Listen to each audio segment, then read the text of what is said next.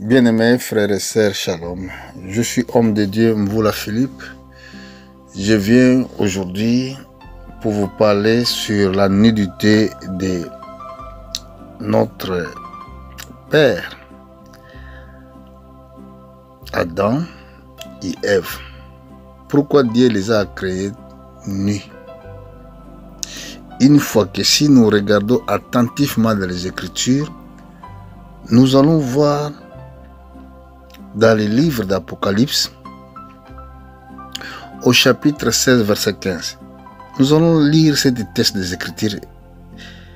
Suivez-moi bien dans cette texte.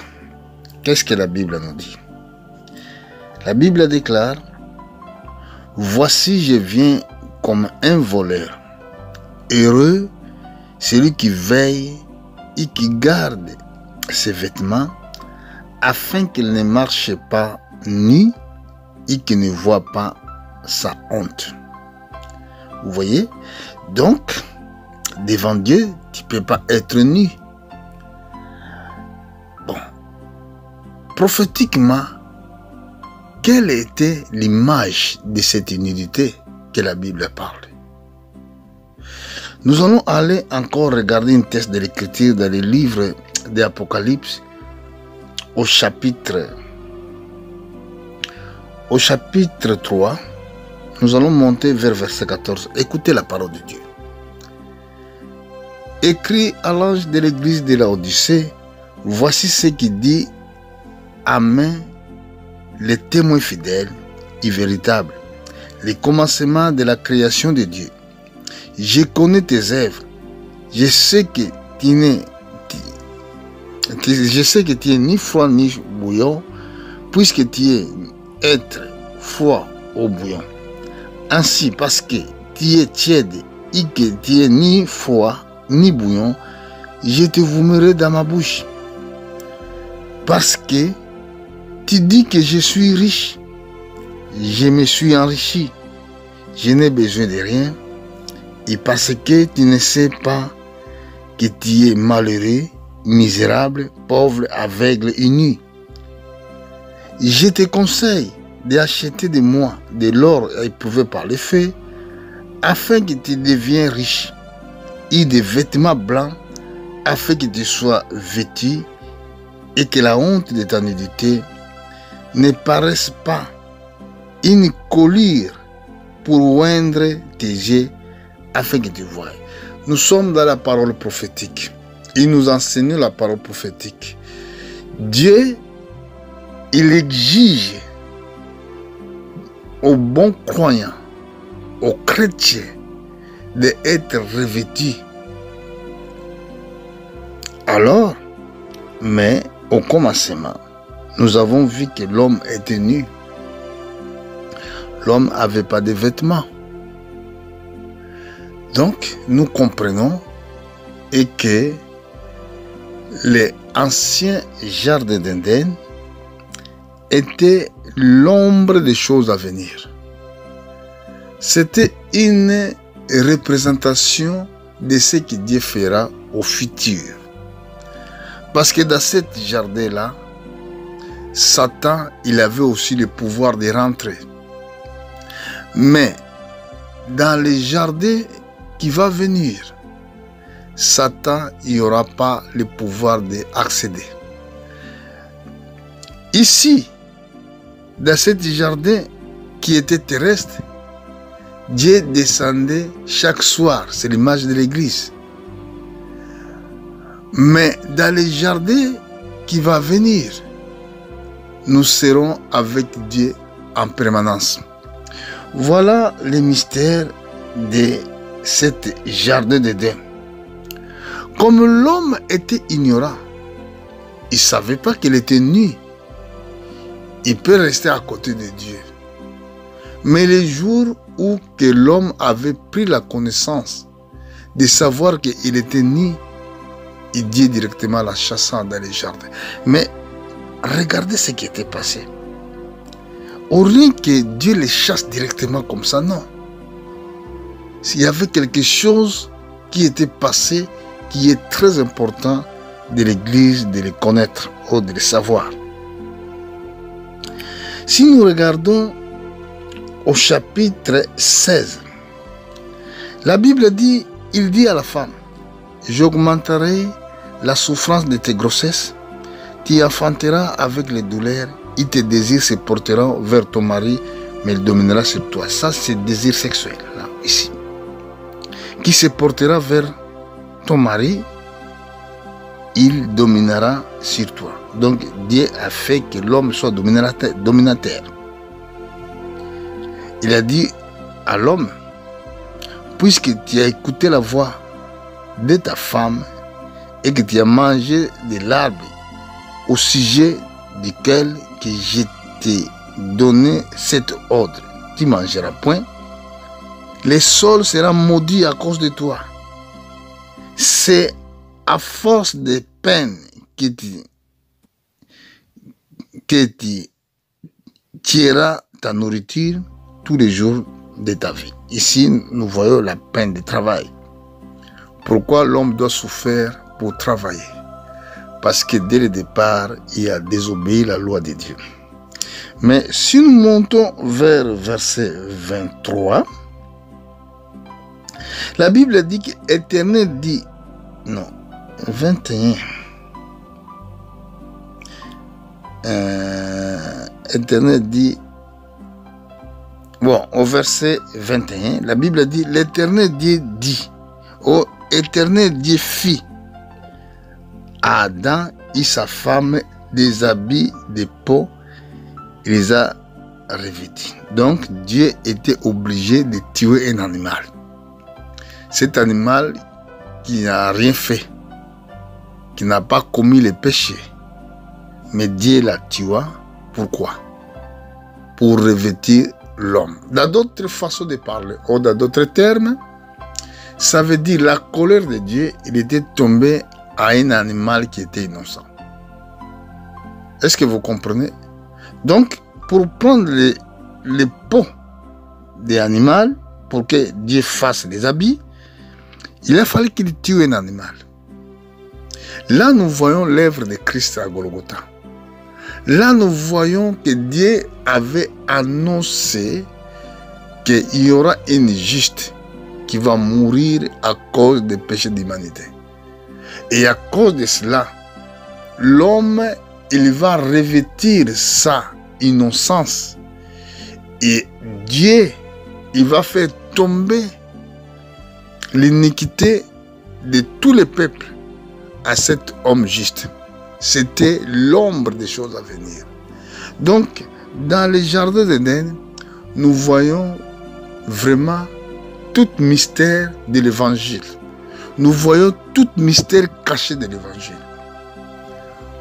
Si nous le lisons avec l'esprit de la méditation. Bon, regardez maintenant comment l'apôtre Paul va nous écrire dans le livre des Galates, au chapitre 3, verset 27, suivez apôtre Paul. La Bible déclare, vous tous qui avez été baptisés en Christ, vous avez revêtu Christ. Donc, si nous croyons Christ, lui, il ôtera notre nudité. Donc, il nous donnera les habits de justice. Parce que l'animal qui était mort, c'était Christ. Afin que tous qui croient en lui reçoivent les nouveaux vêtements de la justice qui est Christ. Dans d'autres termes, si nous acceptons Jésus-Christ, nous ne serons plus les incrédules.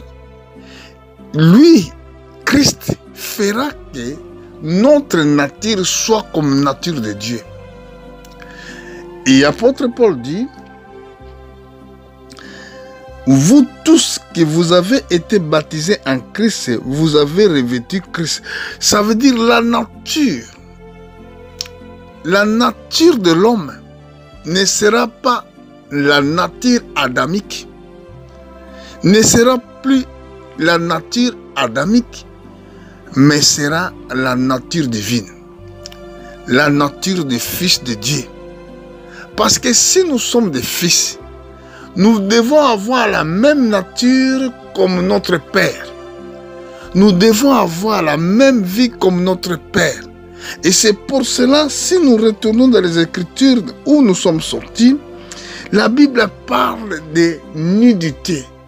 Alors tous les hommes là, ceux qui ne sont pas nés de nouveau, qui n'ont pas été baptisés du Saint-Esprit, ils sont nus.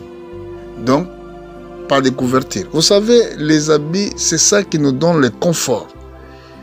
Quand il y a la froid, si nous sommes vêtus, nous sommes dans cet confort-là. Et ça nous cache, ça cache notre nudité. Alors, et c'est pour cela, le mystère de l'ancien jardin d'Éden, c'était l'ombre des choses à venir. Mais regardez dans les dernières églises des temps de la fin, c'est l'église de Laodicée. Dans cette église de Laodicée, les hommes avaient abandonné Dieu. L'église de Laodicée avait abandonné Seigneur Jésus-Christ. Parce que en regardant dans les mystères de l'église, dans l'Apocalypse chapitre 1, la Bible nous dit que Jésus-Christ marchait pour 7 chandeliers. Il marchait dans les 7 chandeliers d'or. Et la Bible nous dit dans le chapitre 1, dans les livres de l'Apocalypse, la Bible vient nous expliquer que, si je vais regarder au verset 20, le mystère de cette étoile que tu as vu dans ma main droite et de 7 chandeliers d'or. Les 7 étoiles sont les anges de cette église. Et les 7 chandeliers sont les 7 églises. Donc, les chandeliers révèlent nous l'église parce que c'était un mystère. Alors, Jésus-Christ marchait. Si nous descendons vers verset 13, la Bible dit au verset, je commence plutôt au verset 12, je me retournai pour connaître quelle était la voix qui m'a parlé, et après m'être retourné, j'ai vu 7 chandeliers d'or. Et au milieu de 7 chandeliers, quelqu'un qui ressemble à Fils de l'homme, vêtu d'une longue robe, ayant ceinture d'or de poitrine. Donc, ici, Jean a vu Jésus-Christ dans les chandeliers d'or. Donc, Jésus-Christ marchait dans son église. Cette église qui va passer, qu'il a passé à cette période. Parce que même si nous prenons le temps que nous sommes en train de vivre dans le temps prophétique, et depuis Adam jusqu'à Abraham 2000 ans, ça veut dire un jour est comme 1000 ans, 1000 ans comme un jour. Si vous prenez depuis Adam jusqu'à Abraham 2000 ans, ça veut dire que ça nous donne 2 jours. Depuis Abraham jusqu'à Jésus-Christ, c'était 2000 ans, ça nous donne 4 jours. Depuis notre Seigneur Jésus-Christ jusqu'à aujourd'hui, ça nous fait 2000 ans, ça nous fait 6 jours, il reste un jour de repos. Et c'est pour cela, vous voyez les signes des temps. La Russie fait la guerre, prépare la guerre, parce que le monde, ça va être détruit dans la 3e guerre mondiale, ça c'est sûr. Et c'est pour cela, nous sommes dans ce temps-là. Et la Bible nous dit aussi pour l'arbre de figuier, Jésus avait dit cela, l'arbre de figuier. Regardez ce que notre Seigneur nous a dit dans les livres de Matthieu, au chapitre 25, je crois. Nous allons voir que la Bible nous dit, chapitre 24, au sujet de l'arbre de figuier. Je vais lire verset 30. Non, verset 32, la Bible dit, instruisez-vous par les comparaisons tirées de figuier, dès que ces branches deviennent tendres et que les feuilles poussent, vous connaissez que l'été est proche. Donc le figuier, c'est Israël. Israël, il est l'image de cette figuier que le Seigneur Jésus-Christ a prophétisé ici. Et la Bible dit, dès que les branches deviennent tendres et que les feuilles poussent, vous connaissez que l'été est proche. Quand on parle de l'été, ça veut dire que c'est la fin du monde. Comment nous devons savoir si c'était figuier, cette figuier c'est Israël? Je vous donnerai dans les livres d'Amos. Nous allons aller dans les livres d'Amos pour trouver la référence. Je suis dans le livre d'Osée. Ce n'est pas été Amos, mais livre d'Osée, chapitre 9, verset 10. Je trouverai Israël comme les raisins dans le désert, et j'ai vu vos pères comme les premiers fruits d'une figuier, mais ils sont allés vers Baal-Péor, se sont consacrés à une femme idole. Ils sont devenus abominables comme objet de leur amour. Là, la Bible nous dit sur Israël. Alors, quand nous voyons les branches poussent, nous reconnaissons que l'hiver est passé. Nous sommes entrés dans l'époque, dans les temps des printemps. Et ça, le printemps, il nous annonce et que l'hiver, le printemps, ça nous annonce et que l'été est proche. Donc, quand vous voyez été, ça veut dire que c'est la fin. Donc, Israël doit être reconnu mondialement. Doit être reconnu à ONU comme un pays. Et Israël était reconnu à ONU comme un pays. C'était en 1948. Et nous sommes cette génération que nous avons vu les figuiers bourgeonner. Ça veut dire que nous sommes cette génération que la prophétie disait. Mais le problème c'est quoi? Nous devons être revêtus. Revêtus de la nature divine. Revêtus de Christ. Et parce que si nous sommes nus, alors nous ne pourrons pas être ensemble avec Dieu. Si nous sommes nus, ça veut dire que nous ne sommes pas couverts. Si nous ne sommes pas couverts, ça veut dire que nous n'avons pas le baptême du Saint-Esprit.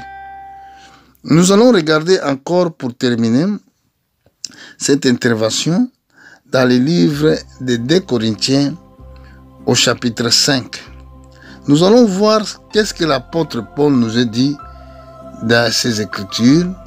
Nous sommes dans le livre de 2 Corinthiens chapitre 5, verset 1. Apôtre Paul nous a dit ceci. Nous savons en effet que si cette tente où nous habitons sur la terre est détruite, nous avons dans le ciel un édifice qui est ouvrage de Dieu, une demeure éternelle qui n'a pas été faite de mains d'hommes. Aussi, nous gémissons dans cette tente, désirons revêtir notre domicile céleste. Si d'au moins nous sommes trouvés vêtus, ils n'ont pas nus. Car tandis que nous sommes dans cette tente, nous gémissons, accablés, parce que nous voulons non pas de dépouiller, mais nous revêtir afin que ce qui est mortel soit englouti par la vie. Donc nous sommes dans cette tente. Tente, ça veut dire le corps que tu as. Cet corps, il doit revêtir nouveau vie, nouveau corps, afin que tu ne sois pas nu. Cet corps doit mourir afin que afin que Jésus-Christ vit dans ton corps.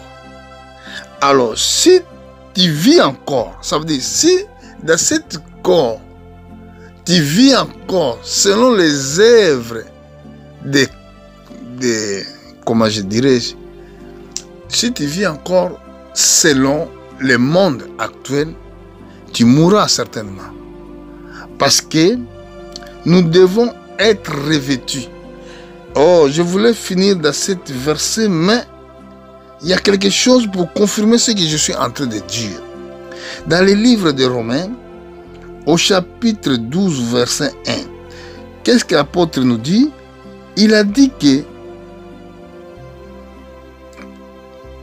il nous a dit, apôtre Paul, au chapitre 12, verset 1, je vous exhorte donc, frères, par les compassions de Dieu, de offrir votre corps comme un sacrifice vivant, saint, agréable à Dieu, ce qui sera dans votre part une culte raisonnable. Il a dit au verset 2, ne vous conformez pas au siècle présent, mais soyez transformés par le renouvellement de l'intelligence, afin que vous discerniez quelle est la volonté de Dieu, ce qui est bon, agréable et parfait. Donc, frères et sœurs, notre corps doit mourir. Donc, nous devons revêtir la nouvelle vie. Donc, le corps immortel, les nouvelles vies, c'est ça qu'on appelle les habits de fête de noces.